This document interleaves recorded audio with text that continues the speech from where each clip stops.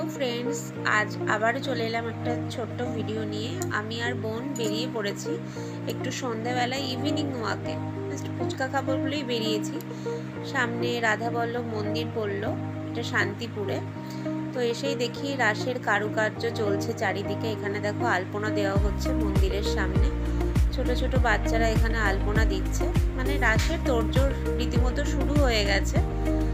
তো এখানে কিছুটা ভিডিও করলাম, করার পরে চারিদিকেই মানে একটা রাসের তোড়জোড় শান্তিপুরে স্টার্ট। খুব সুন্দর লাগছে চারিদিকে, একটা রাস রাস ভাব। তো চারিদিকটা একটু ঘুরিয়ে দেখলাম।